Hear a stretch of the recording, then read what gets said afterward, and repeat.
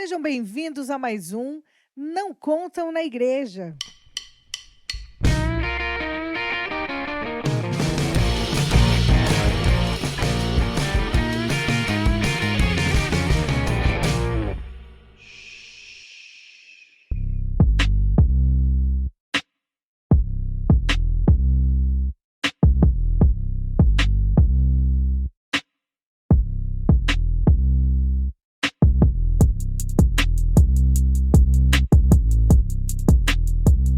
Bem-vindos a mais um podcast do Não Contam na Igreja. E eu sou a Li Romeiro e eu estou aqui com a Nemaida mais uma vez. Gente, muito bom estar com vocês de novo. Oi, gente, eu sou o Estevão, a gente tá aqui hoje para falar de um assunto mais sério, né? E para isso a gente trouxe uma galera, uns amigos, amigas, na verdade, que nós temos. Eu sou o único homem aqui, intruso. E quem tá aqui com a gente hoje? Eu sou a Renata, do projeto Reaja, de prevenção e também de enfrentamento ao abuso sexual infantil. Oi, meu nome é Laíse, eu sou assistente social de formação e trabalho em uma instituição conveniada à prefeitura no município de Diadema, que faz o acompanhamento de crianças e adolescentes que vivenciaram violação de direito, entre eles a violência sexual. Olá, eu sou a Jéssica, sou psicóloga clínica e trabalho aqui em Aracaju, acompanhando crianças, adolescentes. O tema de hoje que nós vamos abordar é sobre abuso sexual infantil. Na verdade, hoje é uma introdução a esse assunto, porque é muito complexo. Essa vai ser uma série, né? Sem fim, sem prazo para acabar. Uma série infinita. Tipo isso, uma série infinita. E porque é muita coisa, como a gente tá falando, e a nossa ideia é abordar sempre. Então hoje a gente vai dar início a esses trabalhos, a essa série sem fim, para falar sobre abuso sexual infantil.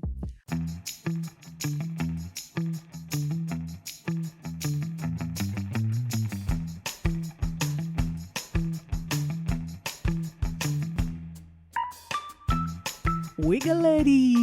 O episódio de hoje vai estar muito sensacional, entendeu? Convidadas muito especiais. Mas antes, a gente gostaria de falar sobre o episódio da semana passada, Educação na Coreia do Norte, que bombou. O episódio excelente, né? Muito informativo, com bastante coisa, com profundidade. Sim. E a Ju, principalmente, ali falando com propriedade, porque ela estudou bastante, estuda até hoje a Coreia do Norte. Se você não ouviu, você tem que ouvir. Volta lá, vai lá no seu agregador, no site, e para você ouvir o episódio da Coreia do Norte, que está excelente. E a gente também tem uma novidade sobre os podcasts, né, Aline? Ah, meu Deus, mas a gente mal começou esse podcast, já tem novidades? Sim, pessoas amadas e pessoas queridas. Alguns de vocês pediram, alguns milhares, não, mentira, foram milhares. Milhares dividido por 1000, né, no caso. Milhares dividido por 1000, pediram pra gente disponibilizar os nossos podcasts no nosso canal do YouTube, só o áudio. Então, gente, os episódios gravados até agora já estão lá. Você pode conferir lá no nosso canal do YouTube, entende? E ouvir e compartilhar e, enfim, dá aquele bop lá pra gente. Pega os nossos links e distribui aí pros seus amiguinhos e faz uma recomendação direta, assim, manda lá pro pastor, pro líder de jovens, pro seu amigo, colega, namorado, namorada.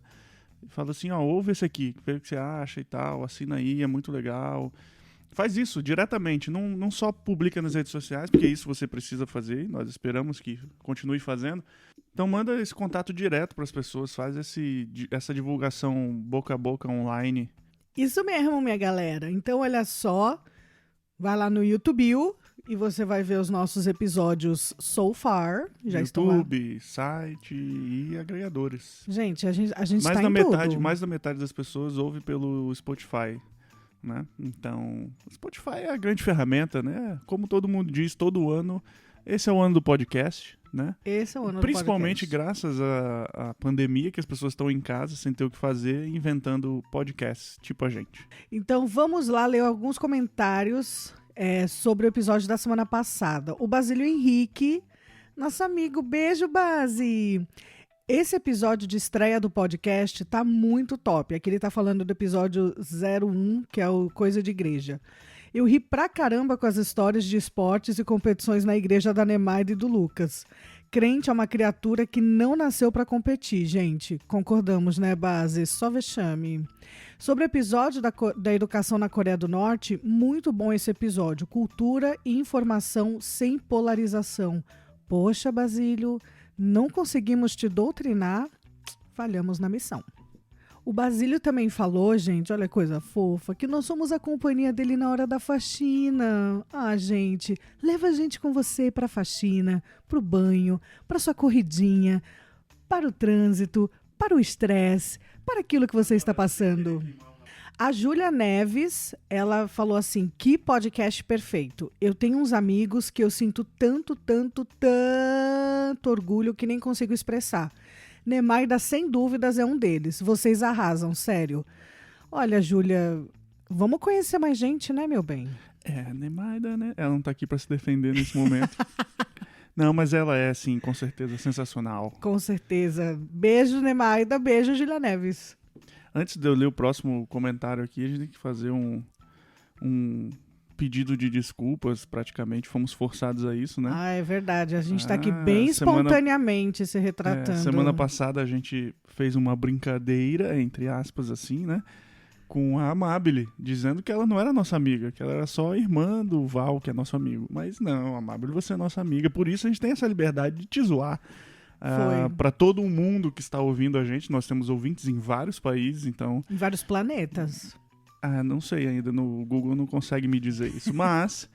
Amabile, você é nossa amiga, senhora Bustamante. Não, gente, foi. A Amabile mandou mensagem, quer dizer que eu não sou amiga? Então também não vamos compartilhar, não sei quem, não. Amabile, meu bem. A Charlene Cardoso disse o seguinte, aprendi que a Coreia tem um marco histórico muito mais significativo do que conhecemos nos cultos. Realmente, nos cultos das igrejas, a gente tem, às vezes, pouco tempo, mesmo quando é um culto de missões, alguma coisa assim, a gente tem pouco tempo para falar mais profundamente sobre os países. A nossa ideia aqui é exatamente essa, com o tempo, de trazer mais coisas sobre diferentes países, que são coisas que nós não temos muito tempo para falar nas igrejas. A Yasmin Nascimento falou, pude entender melhor como o sistema de ensino funciona e como isso afeta os cidadãos. Pois é, né, gente? No contexto cristão, a gente está muito acostumado, né? Nossa, Coreia do Norte, o pior lugar do mundo para ser um cristão, campos de trabalhos forçados, e tudo isso é verdade. Mas há um caminho que leva a tudo isso. E é muito importante a gente dar um passo atrás e buscar ter essa visão do todo, buscar entender por que essa perseguição aos cristãos, como começou, como que isso é feito. O John Damasceno, nosso amigo John, beijo, John. De Aracaju, fiquei, eu não sei como representar isso aqui. Emojis de olhinhos arregalados. Olhos arregalados. Então fiquei, olhos arregalados para aquela música final. Se você não ouviu o podcast ao final, ouça, porque sempre eu deixo alguma coisinha lá. E na semana passada, a gente tinha uma música especial, né? Que foi o hino da Coreia do Norte, cantado inicialmente por crianças. Ele é um vídeo que está no YouTube de uma banda da Coreia do Norte, lógico, ligada ao governo. E eu deixei o link no post, inclusive. E ao mesmo tempo que é bonitinho, é meio assustador, né? Mas é o hino do país, gente. Então eu terminei com o hino do país. O John segue dizendo, vocês encerrando com ele, né, com essa música, foi icônico. A gata ficou travada aqui. Trava na beleza. Valeu pelas informações compartilhadas. Foi muito rico, visto que há uma dificuldade em saber dos rolê babado que rolam lá dentro da Coreia do Norte. Muito rolê babado lá, gente. Muito rolê babado. É realmente muito difícil saber. A Thaísa Medeiros falou, pessoal, parabéns por esse episódio, sensacional. Esqueci de comentar no domingo quando vi. Gente, pode comentar o dia que você quiser, a hora que você quiser, desde que comente. Muito conteúdo, rico em aprendizado e cheio de direcionamento de Deus. Ai, a gente é muito gospel. Receba! Foi uma instrução enorme para mim. Aproveitando, queria fazer um pedido. Coloquem o episódio que participo bem pra frente, porque com esse aí, vocês elevaram muito o padrão. Gente, nós gravamos um episódio com a Thaísa, que a gente chorou muito. de ver o quanto Deus é maravilhoso, sabe? O quanto Deus cuida, o quanto Ele é maravilhoso, o quanto Ele nos surpreende e nos sustenta. Então foi muito emocionante gravar com a Thaísa, e aí, em breve, vocês vão saber o que é. Thaísa, muito obrigada. E, cara, a sua história, o que você relatou pra gente, mulher, foi sensacional demais. O último comentário aqui, depois a gente tem uma pergunta, né? Mas o comentário do Adriel Botemon. Interessante como a ação governamental norte-coreana de aceitamos ajuda externa, mas não venha nos dizer o que fazer, se assemelha do discurso de um certo presidente a respeito de uma certa floresta. Lembrando que esse certo presidente já proclamou: nossa bandeira jamais será vermelha. É possível traçar muitos paralelos e a gente precisa ficar atento a muitas coisas e não se enganar por propagandas políticas e doutrinações por aí. Bom, o LH também perguntou. Bom, o LH também colocou assim: pergunta à banca. Nossa, gente, e agora que estamos aqui numa banca? Sobre como está funcionando a educação em meio aos problemas sociais. Exemplo: quando entra mercadoria clandestina pela fronteira, mostra que país e governo não estão tão bem assim. Para responder isso, pedimos a ajuda dos universitários, mandamos essa pergunta para a Ju, e aí vocês vão ouvir a resposta que ela deu. Sim, de fato, sobre a educação, como que ela funciona, né, em meio aos problemas sociais, muita coisa assim que se refletiu lá na derrocada da União Soviética e depois lá no período da Marcha Árdua, né, da Grande Fome na Coreia, como isso afetou, né, a educação. Até hoje a gente vê muitos reflexos disso, né? Então, aquilo que o governo sempre se propôs a suprir, né, em questões, por exemplo, de material escolar, de alimentação dos alunos, de uniformes, né, como uma educação estatal, né? Então, muitas dessas coisas o governo não consegue suprir, né, hoje em dia, em meio a esses problemas sociais, né, problemas econômicos e tudo. Então, muitas coisas os pais estão tendo que arcar, né, com material escolar, com lanche, ou mesmo a redução da alimentação das crianças, né? Isso afeta diretamente, esses problemas econômicos e sociais afetam diretamente a qualidade, né, do serviço prestado e da educação. Então fica aí com o nosso episódio de hoje, um tema mais pesado sobre abuso sexual infantil e o que nós devemos fazer, né? Como você ouviu, esse vai ser um tema recorrente aqui. O nosso objetivo é que esse assunto esteja cada vez mais vindo à tona nas igrejas e a gente fale bastante para que nossas crianças sejam protegidas. Certo, Aline? Certo. Fiquem ligados e escrevam pra gente.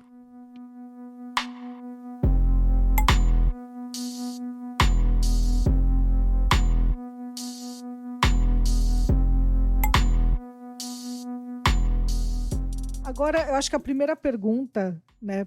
Por que a gente precisa falar sobre esse assunto? Por que a gente todo mês vai falar sobre isso? Qual é a necessidade? Vou linkar aqui, acho que 2 pontos importantes, né? O primeiro é porque a violência sexual contra crianças e adolescentes é uma prática que, infelizmente, ainda acontece em todo o Brasil.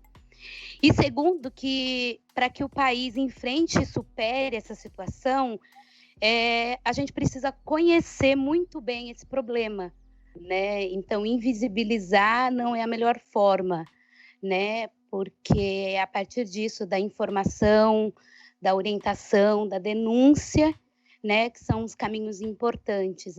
É interessante a gente lembrar também que a gente passa o ano inteiro sem ouvir falar sobre isso, e agora esse ano, então, foi bem forte. No Maio Laranja, todo mundo começou a falar. Só que termina esses meses temáticos e a gente não escuta mais sobre o tema, né? Então é legal a gente ver por que é importante a gente falar, tocar nesse assunto. Sempre aconteceu, nos tempos mais antigos, desde sempre isso aconteceu, mas hoje a gente tem falado mais, e a impressão que se dá é que tem acontecido mais, mas eu acho que, na verdade, é porque temos falado um pouco mais a respeito disso. É porque, como a Renata falou, a gente tem a impressão que tem mais casos, mas não é porque a gente fala mais e mais pessoas estão tomando coragem para contar seus relatos, mais crianças estão tendo mais confiança para falar com seus pais. por causa do material que está sendo difundido mais, né? Eu acredito que quanto mais isso acontecer, quanto mais isso não se tornar um tabu, não for um tabu, vai encorajando cada vez mais. A gente sabe, inclusive, que os dados e todas as denúncias que ocorrem não representam a realidade, né? Não representam a realidade. Então, quanto mais se falar, quanto mais se encorajar, quanto mais prepararmos as crianças e elas puderem saber que elas podem contar, que elas podem reagir, podem contar para alguém de sua confiança, os dados vão aumentar, infelizmente. Outro ponto muito importante é a nossa responsabilidade no cuidado das crianças e adolescentes. Nós temos leis no nosso país que estão aí para garantir esses direitos, né? Então, falar sobre isso também é assegurar esses direitos. A gente realmente precisa falar mais sobre esse assunto como país, como sociedade, mas a gente está falando aqui como crentes, membro de igreja, sobre um assunto que, infelizmente, a igreja não trata muito.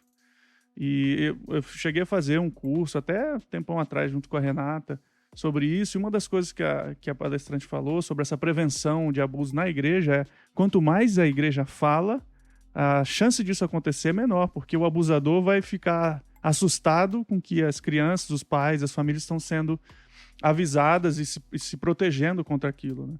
Então é importante a gente frisar que esse assunto ele vai ser recorrente aqui também, porque infelizmente as igrejas, nós como crentes, não temos falado o suficiente sobre isso e preparado e protegido as nossas crianças, né? É verdade, eu lembro até quando eu era criança, início de adolescência e tal, eu me lembro de acompanhar pela TV, revistas, enfim, muitos casos de pedofilia na Igreja Católica, por exemplo, né?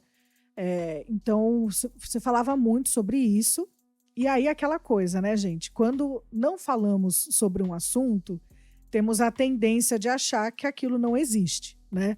Ou quando não é a nossa realidade, temos a tendência de achar que tal situação não acontece. E então, para mim, foi um choque muito grande quando eu já estava adulta.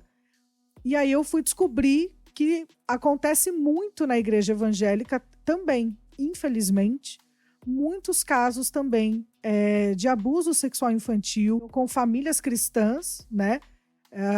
Isso é muito comum também. E foi uma coisa que me chocou muito. Eu acho que uma coisa interessante que até o Estevão colocou sobre esse curso que nós fizemos é que quando você, no ambiente de igreja, você passa a falar sobre isso, você afugenta possíveis abusadores. Por quê? O abusador, principalmente dentro de um ambiente de igreja, ele vai se usar, né, da questão da confiabilidade. As pessoas ali, os irmãos, né, o amor que precisa existir na igreja, a confiança uns nos outros, e o abusador, ele se usa disso. Eu já li algumas matérias e livros que falam a respeito de abusos em igrejas e o quanto eles se aproximam de ministérios chave, né, do Ministério Infantil, de pessoas que darão para ele essa confiança em que ele possa estar próximo de crianças, se aproximar dos pais, enfim. E aí acaba que dentro da igreja a gente às vezes se sente seguro, se sente num ambiente em que as coisas parece que não vão acontecer, e é onde os abusadores se usam propositalmente dessa confiança que há no ambiente de igreja. Então, é muito importante que esse assunto seja levantado e que a igreja saiba que eles estão correndo risco, tanto quanto em qualquer outro lugar, e às vezes até mais, por conta dessa questão de que as pessoas se sentem mais sossegados, vamos dizer assim, dentro da igreja com as crianças e acabam não tendo a tutoria que é necessário.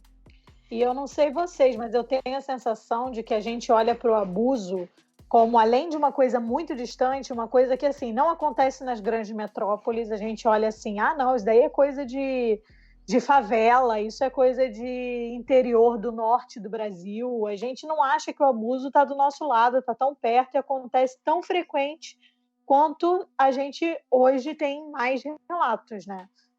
E eu acho que também nós vivemos enquanto igreja tentando não falar de coisas que muitas vezes pastores e líderes não sabem lidar. Então, em vez de ir por um caminho, olha, eu não sei mas eu preciso aprender, ou eu preciso pedir auxílio para pessoas que possam falar ou saber, prefere fingir que não está acontecendo, né? E a gente precisa trazer esse assunto para a igreja por N fatores, mas eu acho que uma das coisas, além do que a Renata já trouxe em relação ao agressor, é porque as nossas igrejas precisam ser um espaço de proteção para as crianças, né? Tem que ser esse espaço, né? Jesus chamou as crianças para perto, né? E o espaço da igreja, o ministério infantil, as pessoas que estão ali direto ou indiretamente lidando com as crianças e com os adolescentes, precisam trazer esse assunto, porque a denúncia, né, ela só é possível muitas vezes quando aquela criança ou aquele adolescente, ele tem ciência de que aquilo, né, que aconteceu com ele foi algo errado, em que ele não é o culpado, né, porque há muitos processos, né, para a criança, né, muitas das denúncias, acho que é importante a gente falar isso, né, alguns casos, quando a criança ou o adolescente ele verbaliza a situação que ocorreu, há alguns casos, a situação aconteceu há pouco tempo, alguns meses, mas muitas vezes o abuso, a violência aconteceu há muito tempo, né? Cada pessoa, cada criança tem um processo, né, de compreensão daquilo, né? Muitas vezes é uma criança que já ouviu que aquilo é errado, que aquilo não é certo, e que se aquilo acontecer, ele tem alguém de confiança para contar, dependendo da faixa etária, mas tem outros casos em que não, em que é o primeiro contato, a criança ou o adolescente se sente responsável, né? Então, falar sobre isso no ambiente da igreja, né, respeitando a faixa etária da criança, respeitando a idade, com material específico, é fundamental para que ela compreenda aquilo e fale sobre. E a igreja também vai ser um espaço de cura, né, para as vítimas e para os abusadores também, né?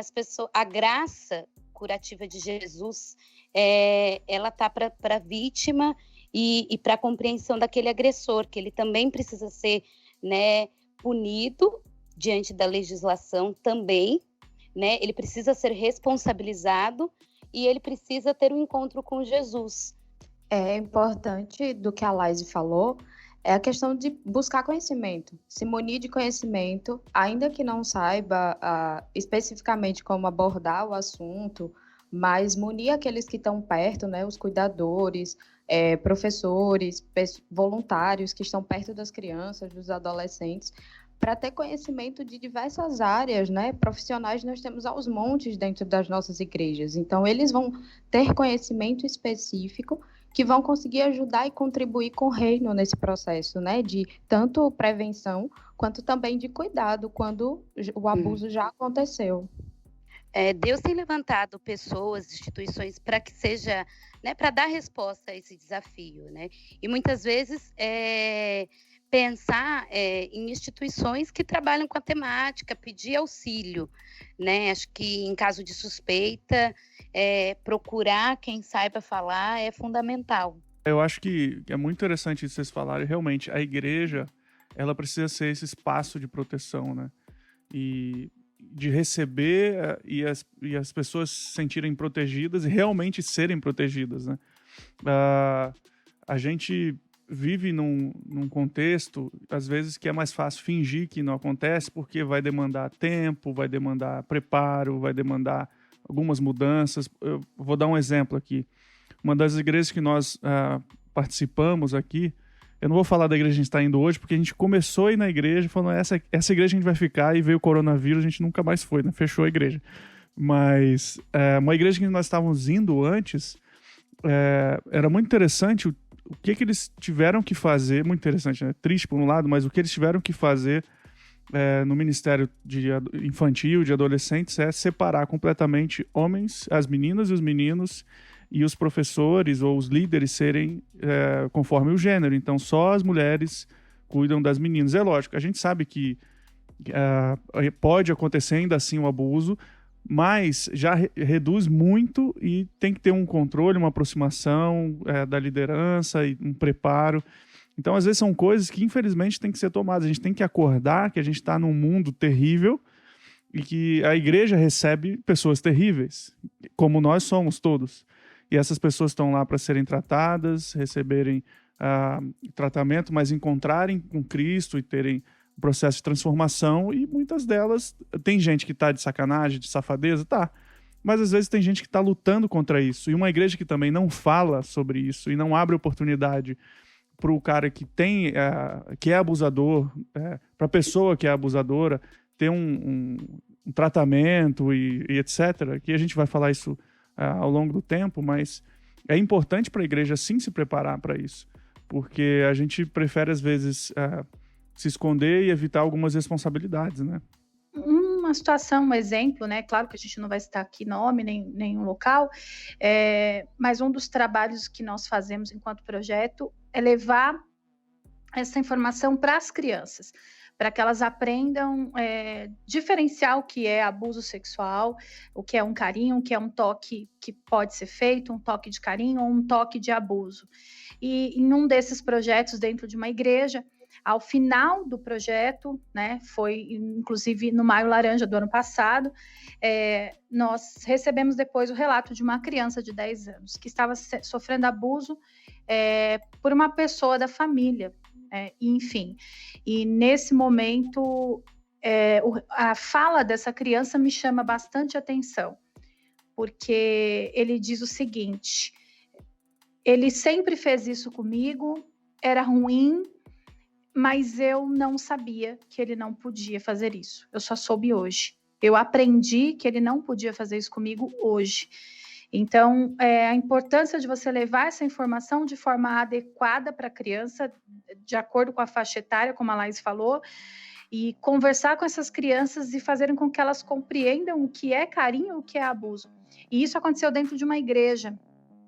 Aconteceu dentro de uma igreja, o relato, não o abuso em si, mas o relato, porque nós estávamos fazendo o trabalho dentro da igreja e com certeza essa criança foi acolhida, houve denúncia, enfim, mas a criança dizer que não sabia que o que estava acontecendo era abuso e que a partir daquele dia ela não permitiria mais que aquilo acontecesse. Então isso faz valer a pena a gente chegar com essa informação, às vezes a tempo, às vezes já aconteceu e a igreja precisa estar pronta também para acolher, para também trabalhar nessa restauração, claro que encaminhando para profissionais, enfim, mas é uma situação bem delicada. E Renata, eu fico pensando que essas crianças, além delas não terem a informação, né, a gente tem que ficar, nós como igreja, às vezes a gente delega muito para o pastor, para a liderança, tratar sobre certos temas, mas, por exemplo, dependendo da área que você trabalha na sua igreja, você pode ficar atento ao comportamento das crianças, aquilo que elas falam, aquilo que elas dizem. Lá na igreja acontece muito de ter crianças que os pais não são cristãos. Então, além das crianças, né, que vão com os pais, tem umas crianças que vão completamente sozinhas. E, às vezes, a gente escuta determinado tipo de coisa que me alarma. Então, por exemplo, uma vez eu já escutei uma pessoa falando de uma criança, isso daí já é outro caso, mas uma pessoa falando de uma criança que ia sempre para a casa da avó, e aí agora não sabe por que a criança não quer mais ir para a casa da avó de jeito nenhum. Isso é o tipo de coisa que cabe ser investigado, entendeu? Que cabe você escutar, a gente tem que estar mais atento, né? Nós todos, como igreja, não apenas a liderança, não apenas os pais, mas se a gente tem contato com as crianças de forma geral, cabe a gente também ter um olhar diferenciado. Relatos como esse que vão surgindo ali junto quando as crianças estão em grupo ou quando os adolescentes estão conversando, né? Ter esse ouvido atento, ter esse olhar atento, criar estratégias dentro disso. Uma comunidade, uma igreja que está munida de informação consegue fazer isso com as pessoas que a frequentam, né? Nós, enquanto brasileiros, nós temos o hábito culturalmente de não valorizar aspectos da prevenção. aspectos preventivos, né? E trabalhar isso na igreja é importante, né? Trabalhar isso com as crianças, né? Trazer essa informação para as crianças e para os adolescentes e também para os pais, né? Eu acho que é importante a gente trazer essas informações de orientação, né? Pensando que são situações que podem ser evitadas. E a gente também não pode esquecer que o artigo 4º, né? O artigo 4º do ECA, ele traz um ponto importante, de que é dever da família, sociedade e Estado assegurar à criança e ao adolescente o direito à vida, saúde, alimentação, educação, lazer, cultura, dignidade, respeito, liberdade. Então, isso é responsabilidade nossa, enquanto sociedade, ser pessoas que auxiliam na garantia do direito, né? Então, a criança ela deve ser protegida, a criança ou adolescente. Muitas vezes a gente fica assim, mas será que é uma suspeita?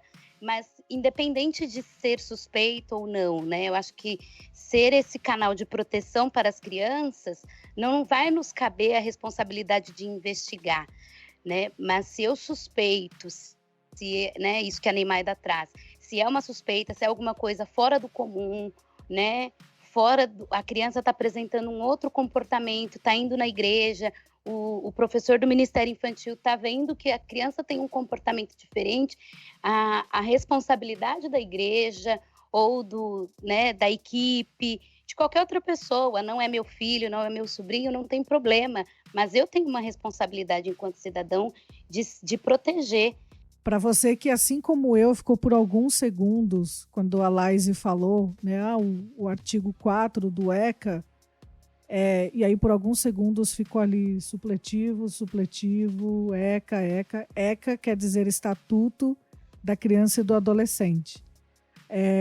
Mas uma coisa também que eu queria colocar é o seguinte, quando Neymaida e eu estávamos ali jovens gravando vídeos para o canal do YouTube. Se foi só há 4 anos atrás, não eram tão jovens assim, né? Mas eu lembro quando a gente estava... Os vídeos que nós gravamos, os que mais têm visualizações, os que mais bombaram, eram sempre relacionados à temática da área sexual. Sempre alguma coisa envolvendo sexo, sexualidade. Esses foram os vídeos que mais bombaram. Então é claro, né, que a igreja tem essa defasagem mesmo de abordar esse assunto. O sexo ainda é tabu e sexualidade também. Exatamente. E quando a gente fala de sexo e sexualidade, é tabu não somente na igreja, quanto na sociedade. As coisas vêm mudando, mas ainda assim as pessoas têm muita dificuldade de trazer o assunto e qualquer coisa que envolva, né?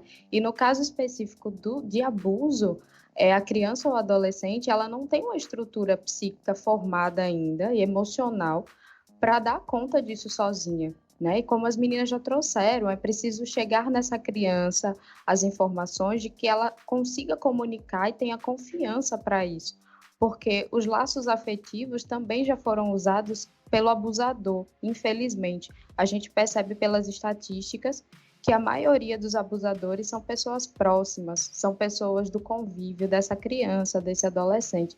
Então, é muito importante que nesse processo, né, essas crianças tenham ferramentas ali para conseguir comunicar isso, conversar, ter espaço para isso. E a gente precisa se posicionar nesse sentido, sendo esse espaço, né, de diálogo, de conversa, de aproximação, de forma sadia para essas crianças e adolescentes.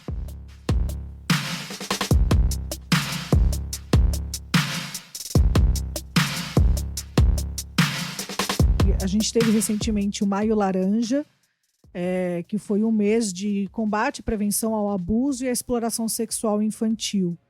Então, assim, qual que é a diferença, né?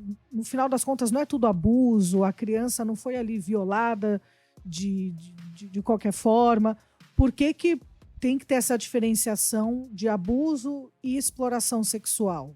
Quando a gente fala de violência sexual infantil, a gente às vezes generaliza, né, num combo só. Mas existe uma diferença entre a exploração sexual infantil e o abuso sexual infantil. O Maio Laranja trata das duas coisas, né? Ele é um mês de combate à exploração e ao abuso sexual infantil.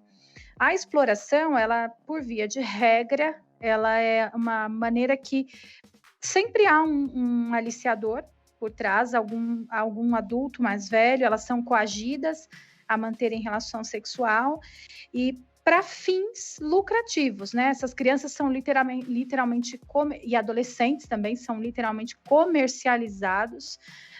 A gente ouve falar muitos casos nas estradas brasileiras, em locais onde a pobreza é muito grande, extrema, e famílias literalmente vendem também os seus filhos. Um filme muito interessante a respeito dessa questão, para quem quiser entender um pouco melhor sobre a exploração sexual infantil, é um filme que você encontra no YouTube, é o filme Anjos do Sol. É pesado, não é nada que você possa assistir com as crianças e precisa estar bem também emocionalmente para assisti-lo, mas se você estiver querendo se aprofundar um pouco mais a respeito disso, assista esse filme, Anjos do Sol. Você vai entender um pouco melhor sobre o que é a exploração sexual. Então, ela sempre vem com fins lucrativos. Tem alguém por trás aliciando essa criança ou esse adolescente para que haja, então, um lucro, né? Que hajam fins comerciais, vamos dizer assim.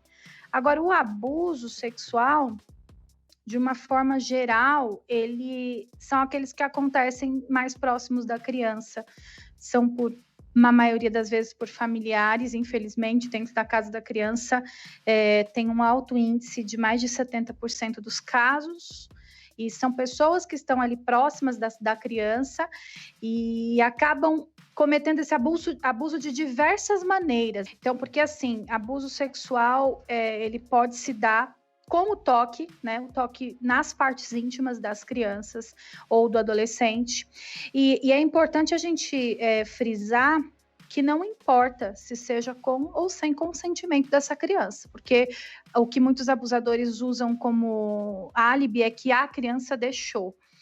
Não importa, uma criança menor de 14 anos, ela não está apta a decidir a respeito disso. Então, pela lei, isso é considerado estupro de vulnerável. A lei, o artigo 217-A da lei diz que isso é estupro de vulnerável. Então, às vezes o estupro a gente tem em mente somente o ato sexual, né, de penetração. E quando se trata de crianças e adolescentes menores de 14 anos, qualquer ato, vou citar alguns então, qualquer um desses atos se enquadra na lei de estupro de vulnerável, que seriam tocar as partes íntimas das crianças ou dos adolescentes, beijar essa criança de forma para causar prazer sexual nesse adulto, pedir para essa criança ou adolescente também tocá-lo nas partes íntimas, ter a relação sexual em si, seja ela genital, oral, anal. A questão também muito, muito importante da gente falar é que somente o ato de um adulto falar sobre atos sexuais com uma criança, tentando provocar nessa criança curiosidade, ou então até mesmo para que ele se satisfaça falando de atos sexuais, falando de coisas pornográficas, somente falar, não precisa tocar nessa criança. Isso já é considerado abuso também. Observar as crianças se trocando nuas, com a intenção de se excitar, mesmo que a criança não esteja vendo, isso é considerado abuso. Ele também expor suas partes íntimas, só mostrar. Quando a gente fala ele, a gente está falando de uma forma geral, porque a gente inclui que o abusador não é só homens, são mulheres também. Num âmbito geral, homens são a maioria, mas mulheres também abusam. Então, quando a gente fala ele, a gente está falando de uma forma genérica do abusador. Fotos e vídeos também de crianças, fazer fotos e vídeos com conteúdo, poses pornográficas, e essa indústria, ela é absurdamente rica. Essa indústria que compra fotos de crianças e vídeos e que produz esse tipo de material para pedófilos, enfim. Expor crianças e adolescentes a presenciar relação sexual entre adultos. E isso é uma realidade muito complicada, porque na maioria dos locais onde as pessoas têm muitos filhos, moram em comunidades, eles dormem todos juntos, né? E estão ali todos no mesmo ambiente, e as crianças muitas vezes presenciam relação sexual entre os pais. E os pais podem achar que isso não causa nada, nenhum trauma, e isso não é considerado nenhum tipo de problema ou de crime. E isso é caracterizado como abuso sexual, porque a criança ela não está preparada para presenciar, ela ainda, como a Ica falou, ela não tem estrutura psíquica para digerir o que ela está vendo, ou muitas vezes apenas escutando. Só os sons do ato sexual que você pode expor uma criança ou um adolescente, isso já é considerado abuso sexual. Mas eu acho que é importante a gente frisar que o abuso sexual, ele não inclui apenas o toque físico. Acho que é importante, depois, quem quiser e tiver interesse, o Plano Nacional de Enfrentamento à Violência Infanto-Juvenil, ele traz começa a se caminhar os primeiros conceitos em relação à violência sexual, né? E a violência sexual, ela subdivide em exploração e abuso, né? Então, o abuso, ele caracteriza a utilização do corpo da criança ou do adolescente, né? E o agressor, ele visa unicamente a satisfação dos seus desejos. E quando a gente fala da exploração, ela contra crianças e adolescentes, que tem o teor do lucro, ela vai se subdividir a pornografia, o turismo com fins sexuais, a prostituição convencional e o tráfico, né? E ainda que a pessoa, né, muitas vezes acaba achando, né, que possa parecer uma atividade autônoma, nos casos do adolescente que está, né, as meninas que ficam na rua, utilizando o seu próprio corpo, a gente não classifica como se ela estivesse numa ação de se prostituir, pois ela é uma vítima de um sistema, é diferente de uma pessoa adulta, maior de idade, e aí é outra classificação. Né? Agora, quando a gente fala, por exemplo, da adolescente ou da criança, existe um sistema de exploração.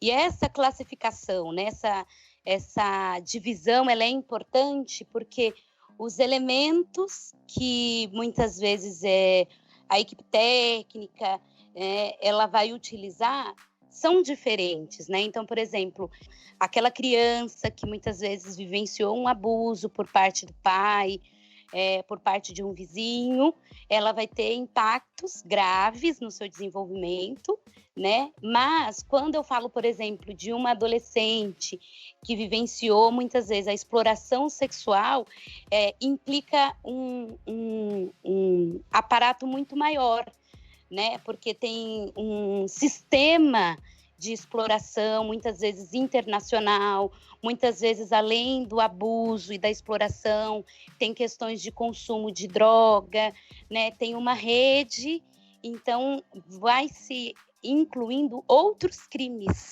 né? Além do abuso e da exploração.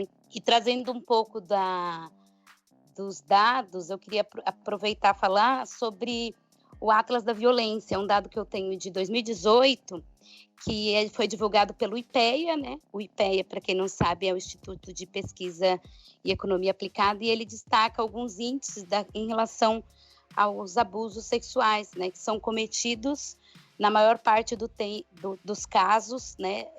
Esse dado traz 54,9% dos casos, eles acontecem por uma pessoa conhecida das vítimas, né?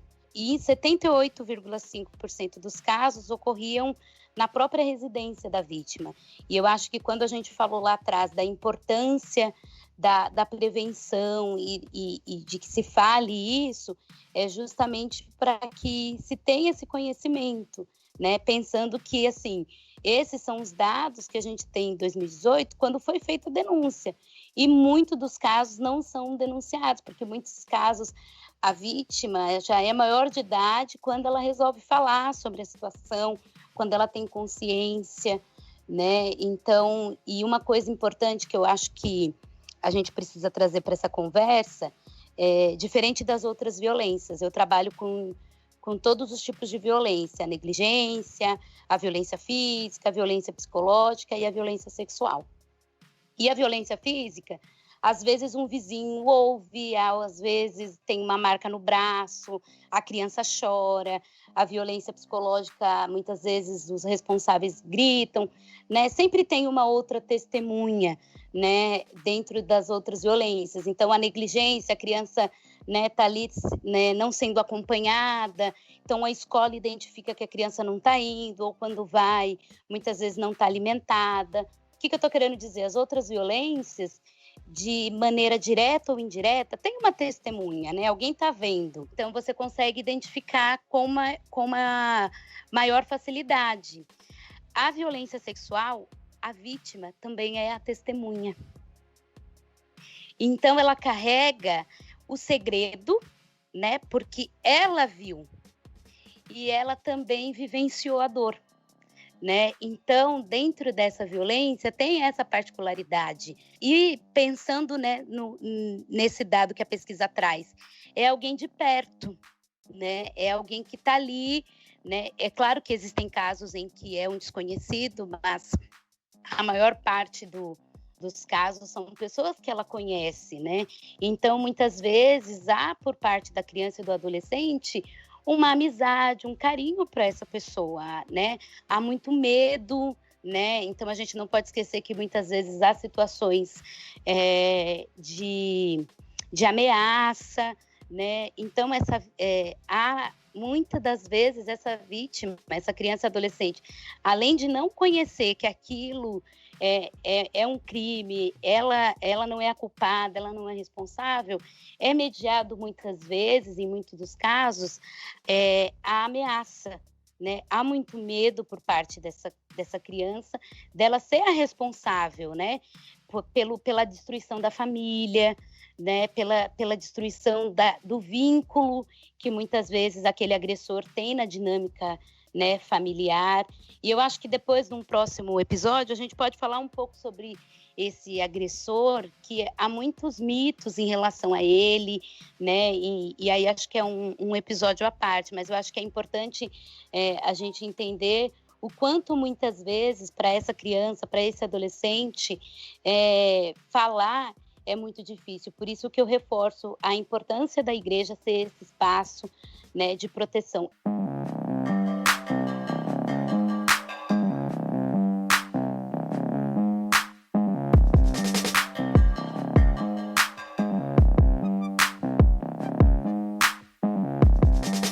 Infelizmente, a maioria das pessoas que eu conheço, elas só foram falar que sofreram abuso depois da vida adulta, né? Depois de, sei lá, de 20 anos de idade, e algumas até hoje nunca nem falaram, nunca contaram para os pais, entende? Nunca falaram o que aconteceu.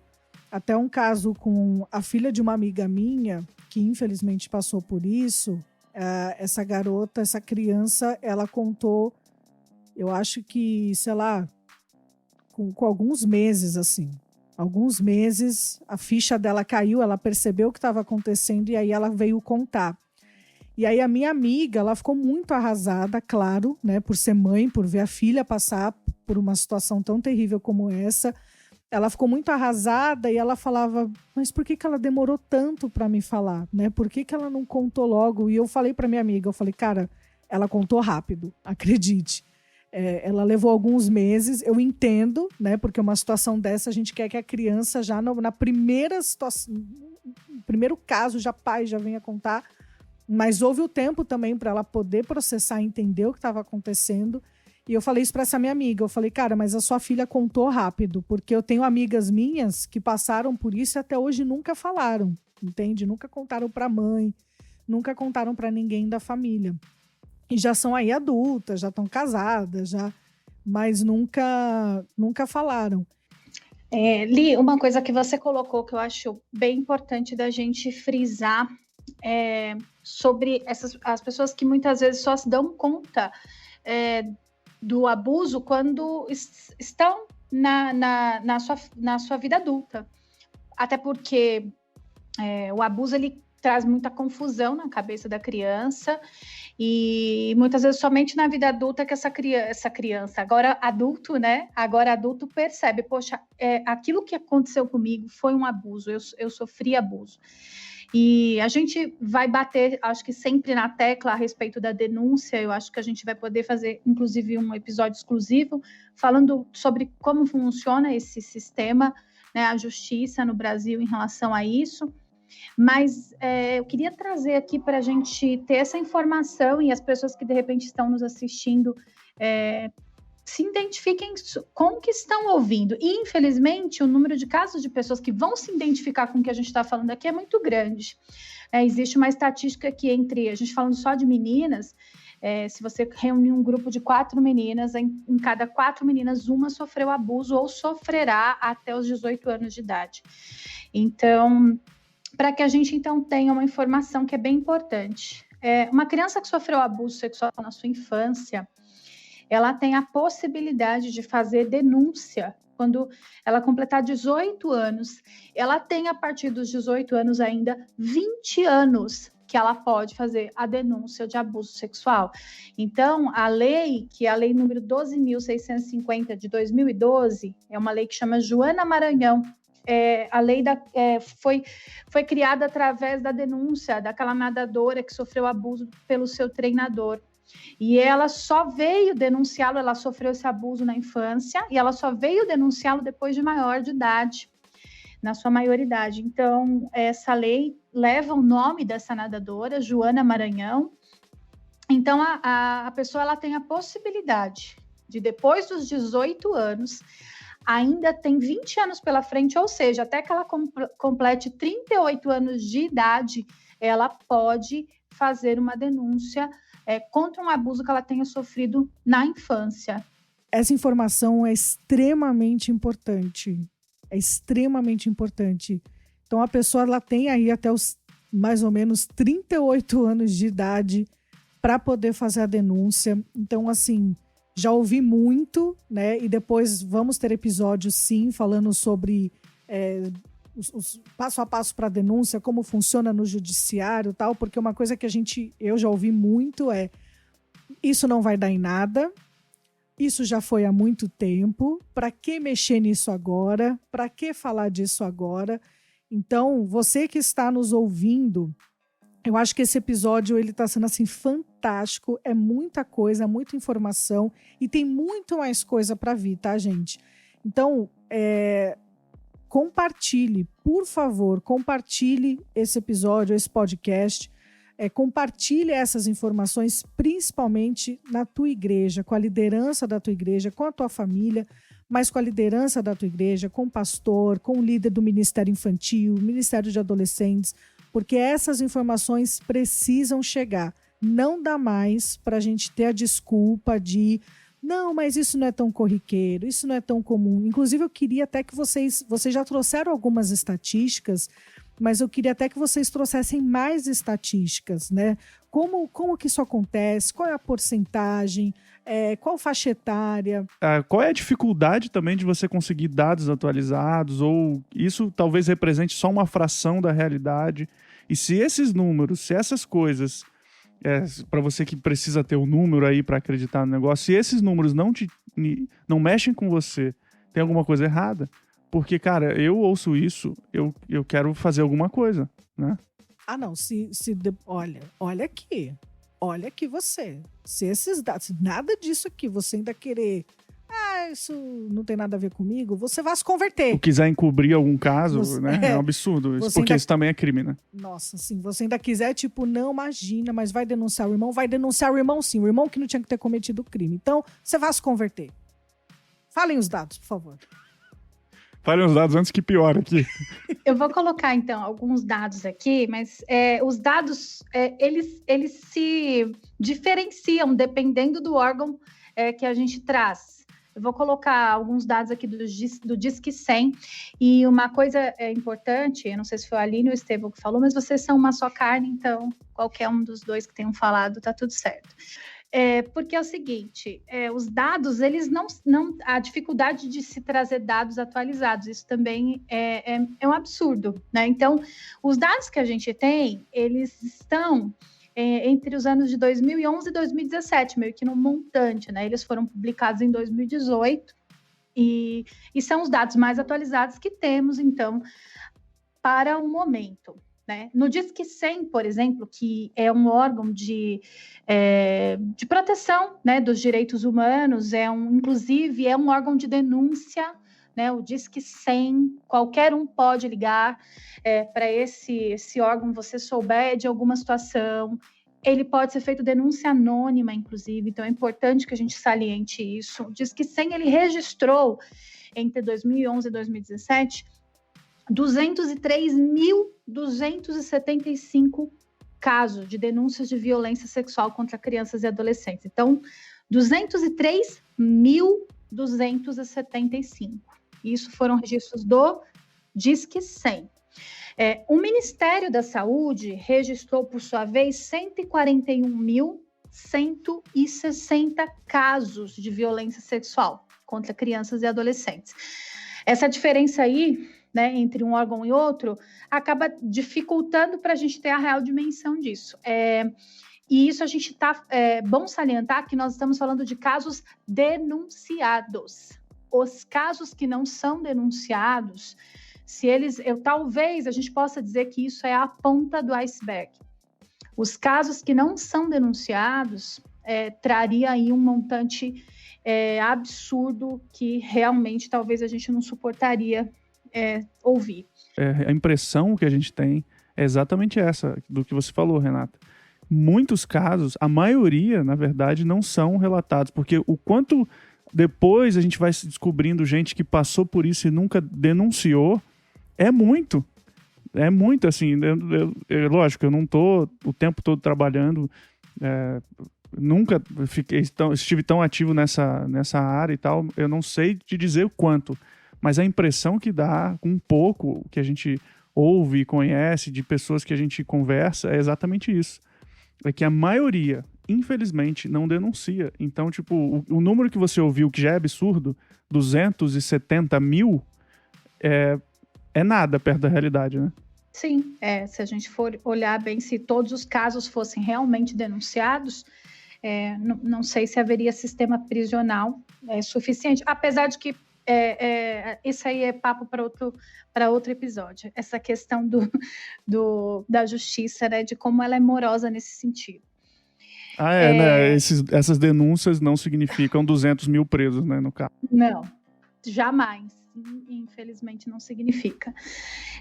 O que a gente também, eu vejo alguns dados que eu acho que são bem importantes da gente colocar, é que 51% das crianças que sofrem abuso, elas têm entre 1 e 5 anos de idade.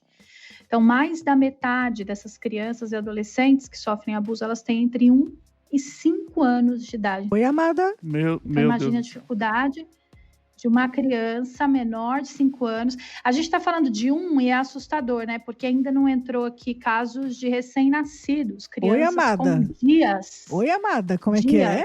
Nossa. Crianças com 20 dias que são abusadas. Crianças, eu não sei como a gente pode denominar um abusador que comete tal ato, mas crianças com dias que são abusadas. A gente está falando entre 1 a 5 anos, mas sim, existem crianças com menos que isso, que sofrem abuso. Na maioria delas são meninas. Dos 100% denunciados, vamos dizer assim, 74% são meninas e 25% são meninos. Eu acredito que esse dado em relação aos meninos, ele também não retrata a realidade.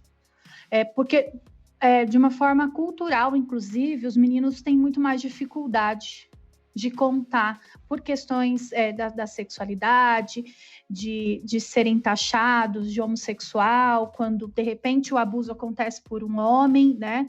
E também há uma situação muito complicada, que quando o abuso acontece de uma mulher para com um menino, a tendência desse menino e da sociedade é achar que isso é uma vantagem É um absurdo isso, mas é uma vantagem. A tendência é achar que isso é uma vantagem. E uma vez eu escutei uma pessoa, e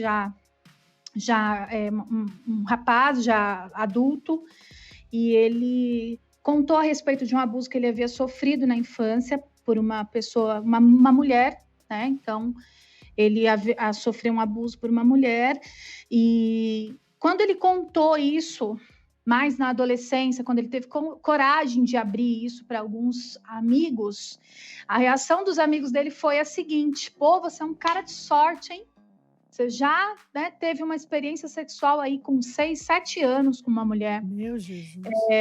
Então, isso realmente era uma situação que ele foi abusado como qualquer outra criança, com o mesmo grau de gravidade e importância que a gente dá quando um homem abusa de uma menina, e o que gera nesse menino é tão grave quanto, mas a sociedade muitas vezes encara de uma outra forma, e isso dificulta a denúncia dos meninos. Isso só prova como o machismo é prejudicial também pro homem, né? Porque Sim, os meninos que vão por esse caminho vão sofrer consequências gravíssimas também. E é tudo por causa desse machismo ridículo, né? Exatamente. Agora, uma coisa interessante, quem me conhece sabe o amor, a admiração, que mais? Que outras palavras posso usar? Que sinto por Andréa Vargas, né, gente? E... Tria a palavra também. Andréa Vargas, amo você. Se Achei um dia que você o Estevão ouvir... foi muito, assim, uma colocação muito, muito equivocada. Porque, como assim? Você pode falar assim da Andréa? Eu pensei Tem que que admirar mesmo. eu pensei que você ia falar que eu estava sendo preciso na minha análise, mas tudo bem. Não estamos entre admiradoras de Andréa Vargas. Desculpa, estou sendo atacado, deixa quieto. Eu ouço muito, né, as pregações da Andréa Vargas, ela fala muito sobre esse assunto também, né? E uma vez ouvindo uma pregação dela, achei interessantíssimo.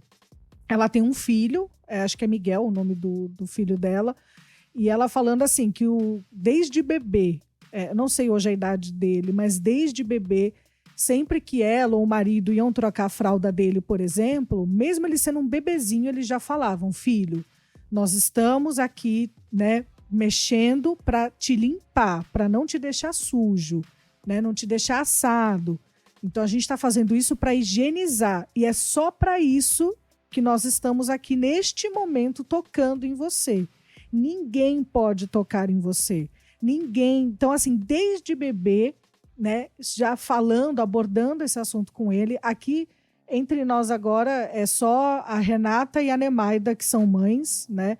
A Renata é mãe de muitos filhos. São muitos filhos, ela tem. Nemaida é mãe do Noah. Eu sou mãe de um que vale por 3 também. Mas é só um, graças a Deus. Mas eu acho muito importante essa informação também, que assim, não são só as meninas. Então você, às vezes você tá ouvindo a gente, você tem um filho, né? Você é pai, mãe só de menino, você precisa falar desse assunto com seus filhos também. Não é só com meninas que é pra gente falar. É pra falar com os meninos disso também. Seguindo, né, com a questão dos dados, é muito importante fazer um recorte aqui racial nesses dados sobre abuso, né? 39% dessas crianças que são vítimas são crianças negras, né? Então, considerando a nossa sociedade e o racismo estrutural que a gente vive, né? Então, é muito importante salientar que 39%, aí são dados do Disque 100, das crianças que sofrem abuso são crianças negras. É assunto para um outro episódio, com certeza, né? Mas é importante deixar esse dado aqui claro também.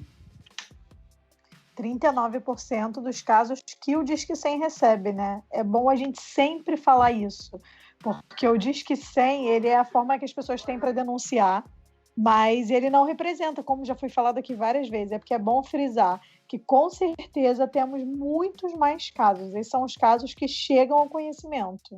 A gente tem uma cultura, né, não só em relação a essa violência, mas a violência contra a mulher, de não se meter, não é comigo, de não se responsabilizar, e a gente precisa quebrar isso, né, essa cultura e fazer a denúncia. E aproveitando que nós estamos falando do Disque 100, eu não sei se todos já sabem, mas quando as ligações elas são anônimas, né, você não precisa se identificar e você passa as informações que você tem, né, sobre a situação da violência, mas ele gera um protocolo, um número de protocolo, e que mais ou menos depois de que você fez a denúncia, umas 2 semanas depois, você pode retornar a ligação e pedir informações sobre aquele protocolo.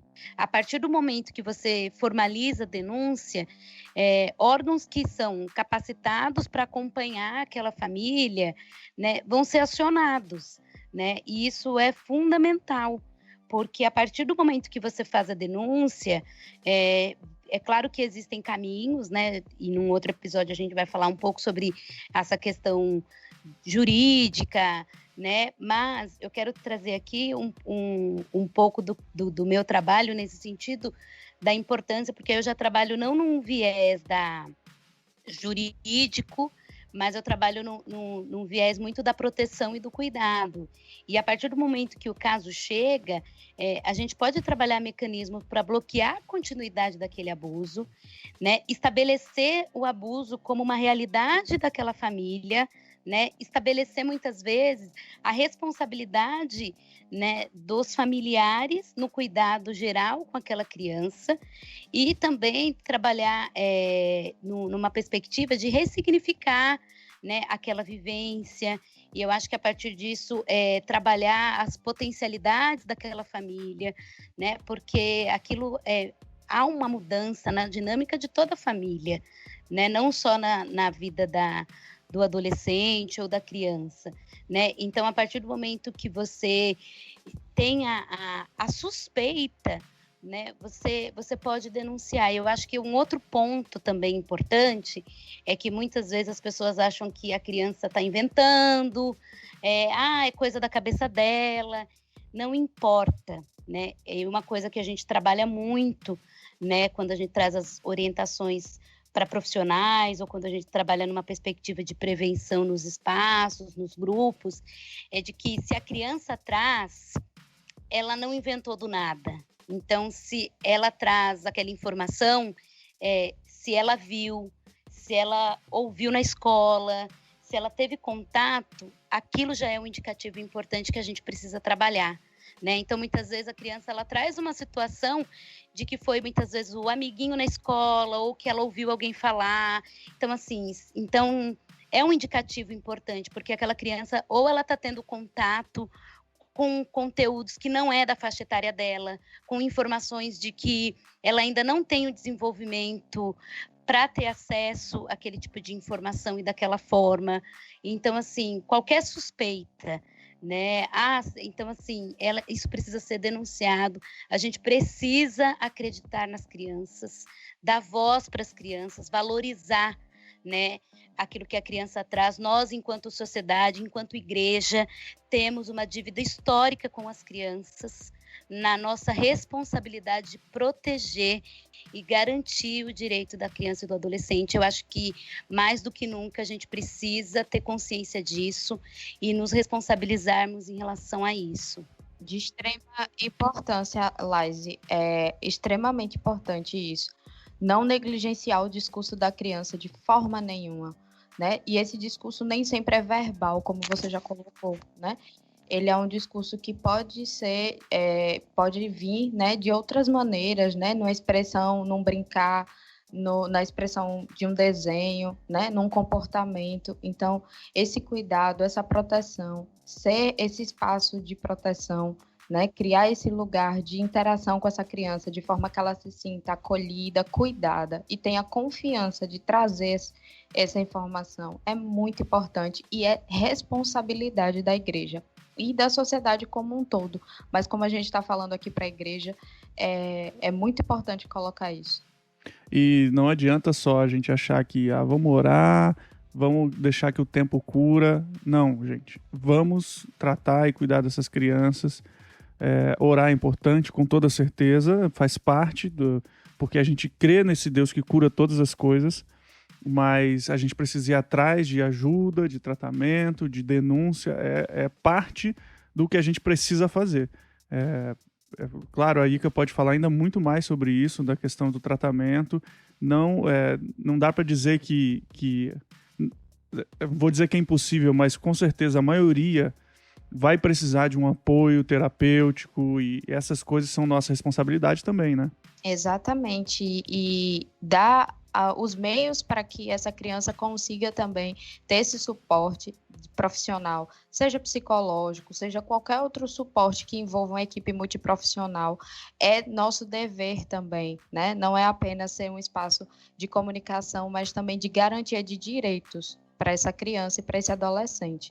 Então, exatamente, né? Vai ter a oração, sim. Vai ter a busca pela cura que só Jesus pode dar, essa cura e essa restauração, a ressignificação. Vai ter o acompanhamento da igreja, mas também até lá atrás, quando a gente pensou em retomar o Não Conto na Igreja, através de podcast, Estevão e eu conversando, a gente falou, cara, precisamos ter alguém da área de psicologia, não só para tratar desse tema de abuso, mas tantos outros temas. Então, assim, vocês vão ver a Ica, ela vai estar bastante presente aqui com a gente em diversos temas, porque eu gosto muito disso. É um tratamento multidisciplinar. Então, a gente precisa dessa colaboração de todo mundo mesmo para o bem da pessoa. Tem uma coisa principal do que a gente ouviu hoje, na minha opinião, além de todos os números dessa realidade, nós somos responsáveis. Todos nós temos responsabilidade de cuidar e de proteger essas crianças. E as nossas igrejas têm essa responsabilidade, mas nós, como membros crentes que amam a Cristo e obedecem o que ele deixou para nós, o que a Bíblia manda, a gente tem essa responsabilidade, esse dever de atuar na proteção e no cuidado dessas crianças, né? Exatamente. Independente se você tem filhos ou não, a gente sempre convive com criança de alguma forma. Então, se você faz parte de uma igreja, você tem crianças nessa igreja. Se você não tem, questione. Sua família tem crianças, com certeza. Sua família, né? tem crianças. Então, nós realmente precisamos nos unir em prol dessa causa.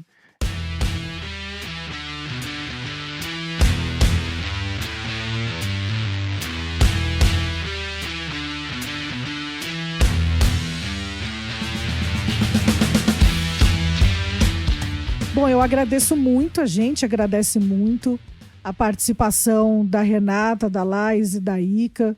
Muito obrigada. Agradece não, obrigação, tá aqui, não tem escolha. Ah, isso é verdade. Né? Tá no contrato de amizade que a gente fez. Opção, não me deram opção, nem pra mim. Tá no contrato vitalício de amizade que nós temos, então é isso. Cara, foi muita informação. Então, assim, gente, na boa, não dá pra depois desse episódio permanecer na ignorância, tá? E na inércia, né? Exatamente. Então, muito obrigada. E aí eu queria que vocês, cada uma aí se despedisse. E se vocês quiserem deixar também, né, fazer aí um alto jabá. Dar um contato, né? Falar um pouquinho do que vocês fazem. E quem quiser, às vezes, procurar vocês para alguma ajuda, alguma dúvida, algum tratamento, fica à vontade, né? Sim. E também se vocês têm algo para indicar, para que as pessoas se aprofundem mais, né, nesse tema, podem indicar também, fiquem à vontade. E também queremos dizer que você que está nos ouvindo, se você se identificou com tudo isso, enfim, você também pode procurar a gente aqui, o Não Contam na Igreja, e a gente vai te encaminhar aí para os passos que você precisa dar. Eu vou deixar, então, o Instagram do projeto Reaja. Reaja, re-aja. Porque a gente tem 3 significados para esse que não tem nada a ver com Renata, juro para vocês. O ele significa reação, restauração e ressignificação. E essas 3 coisas, elas entram no processo, né, de abuso sexual, porque muitas vezes a gente quer chegar antes do abusador nas crianças com a informação. Muitas vezes isso não é possível, infelizmente. E é preciso, então, sim, ter um processo de restauração e, como a Laís bem falou, de ressignificação também, porque o abuso não é o fim, né? A gente pode trazer um novo significado para isso tudo e deixar que o Senhor cure as nossas feridas. O projeto Reage, ele trabalha com crianças, né, em escolas, ONGs, onde houver crianças, o Reaja também pode estar lá. O nosso projeto ele tem alcançado muitas crianças em situação de risco, né? Nós estivemos em 2 aldeias indígenas no feriado de carnaval, foi uma experiência bem interessante, muito edificante também. E nós então levamos esse projeto ensinando as crianças de maneira lúdica, com música. A gente tem uma música do próprio projeto, né, que foi feita por mim, pela minha filha, e com música, com vídeo e com desenhos, a gente ensinar para as crianças a respeito do abuso sexual e que elas podem sim reagir, que elas não precisam ficar quietas, não importa quem seja que esteja cometendo esses atos. E a gente também trabalha com os adultos, levando até as igrejas ou também em outros lugares. Nós já estivemos em ONGs que trabalham com as crianças, falando com os pais dessas crianças, com adultos também, de forma geral, professores, a conscientização e todas as informações necessárias para que você saiba lidar com essa situação, saiba reagir também numa situação de abuso, saiba também como se portar diante de um relato de uma criança, o que dizer, o que não dizer, como que é feita essa denúncia. Então, a gente também trabalha com os adultos. Você pode ver algumas dessas ações e seguir o nosso Instagram, que é o @re_aja.oficial. @re_aja.oficial. Eu acho que é isso aí. O link vai estar no post também. E a gente vai estar sempre divulgando coisas do Reaja, né?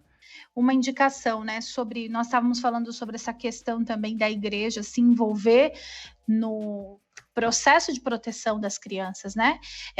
Tem um livro muito interessante que eu já li, já estou querendo relê-lo, porque ele é muito bom. É o livro Sempre Alerta: Como Prevenir e Responder ao Abuso Infantil na Igreja. Esse é específico mesmo para a igreja. Então, você que é líder, pastor, líder de crianças do Ministério Infantil, é quase que uma leitura obrigatória. É um livro maravilhoso, cheio de informações, e você vai se surpreender mesmo com essa leitura e vai mudar a sua mente em relação a isso. Então, a editora Peregrino, o livro chama Sempre Alerta, o autor é o Deepak Reju, e muito interessante, fiquei com vontade de ler só pelo título. Então, meu Instagram é icassoares e o e-mail jsoares.psi@gmail.com. Pode mandar lá pra gente conversar, pra gente tirar dúvida, pra gente trocar ideia. A Ica tá em Aracaju, mas nessa época de pandemia a gente viu que tá todo mundo fazendo terapia online. Então qualquer pessoa do Brasil pode falar com você, né? Pode sim. E não somente em épocas de pandemia, né? A psicologia tem total liberdade aí no acesso à terapia online virtual, mas também nos contatos para poder encaminhar as pessoas nas suas cidades, localidades, né? A gente consegue fazer isso também. Isso é muito interessante, né? Sempre que a gente precisa, às vezes, encaminhar alguém para algum tratamento psicológico e tal, a gente sempre vai procurar algum psicólogo que a gente conhece, que eles têm alguns caminhos. Olha, tal lugar você vai ter um atendimento gratuito, tal lugar mais barato, ou indico isso, aquilo. Então, pode entrar em contato se você precisar e quiser saber alguma coisa, precisar de alguma coisa nessa área, a Ica tá aí. E você também atende adultos, né, Ica? Atendo crianças, adolescentes e adultos. Atendo todo o público. E tenho experiência com as múltiplas deficiências também. Eu queria indicar alguns materiais, né, que é de fácil acesso. Um que é bem legal para trabalhar com criança é o Pipo e Fifi. Você digitando no Google, tem ele em PDF, é uma historinha que você pode baixar e ler, tem tanto para criança quanto para bebês. Ele é bem didático, bem lúdico, muito numa perspectiva da prevenção, para falar um pouco com as crianças sobre partes do corpo, toque do bem, toque que não é legal, que eles falam que é o toque do sim, toque do não. Acho que é um material introdutório para a temática, né, na perspectiva da orientação e da prevenção. Tem um outro livro que você pode comprar pela internet, que chama O Segredo de Tartanina, é a história de uma tartaruga, e é bem lúdico. Eles têm tanto o Pipi Fifi quanto o Segredo da Tartanina, você encontra na internet para comprar também, porque eles têm alguns ursinhos que você pode comprar e trabalhar com as crianças.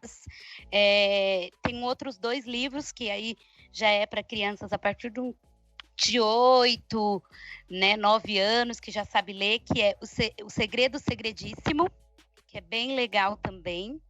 E um outro que é Não Me Toca Seu Boboca. Então são 2 literaturas bem interessantes para você começar a trabalhar essa temática com as crianças. Um outro que eu queria indicar, agora são filmes mais para adultos, né, para os pais, pessoas que queiram um pouco entender e conhecer. Tem um filme tem na internet, chamado Erendira, que você pode assistir. Ele é um filme bem antigo, mas ele trata um pouco sobre essa temática. O Sesc, quem é aqui de São Paulo, eu acredito que depois, né, desse momento que a gente está vivendo aí de pandemia, volte, mas eles fizeram uma adaptação desse filme para um teatro. Eu cheguei já a assistir algumas vezes ali na Paulista, e você consegue colocar no Google, pesquisar para poder assistir. Um vídeo bem legal que eu também queria indicar é um vídeo de uma youtuber chamada Júlia, ou Jojout, que é um vídeo que mais ou menos uns 40 minutos, que ela fala um pouco sobre essa temática, e o título desse vídeo é Acreditem nas Crianças. Muito obrigada mais uma vez, meninas, pela participação riquíssima no episódio de hoje. Obrigada a você que nos ouviu até aqui. Não fez mais que obrigação, não é mesmo, meu bem? E vocês já sabem, o que eles não contam na igreja, a gente conta aqui.